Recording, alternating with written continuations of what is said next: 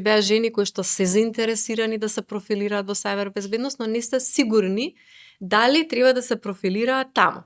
Еве ќе ви кажам пример. Например, сега имаме курс за управување и менаџирање со ризици и законску согласеност, и тој сегмент токму за управување со ризици исто така спаѓа во делот на сајбер безбедноста. Законската усогласеност исто така во однос на оние регулативи или прописи што се однесуваат во сајбер безбедност, исто така спаѓа во делот на експертиза за сајбер безбедност. Да не зборуваме за IT аналитичари, за официри за заштита на лични податоци, исто така тоа спаѓа во оваа група.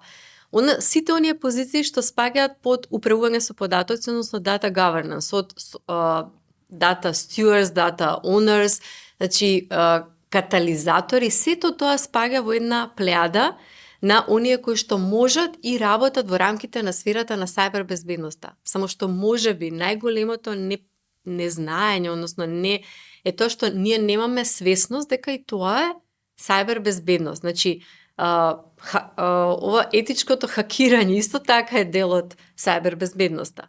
Но тоа е нешто што, значи, допрва некои работи кои што треба да влезат во видното поле на публиката, да наречем.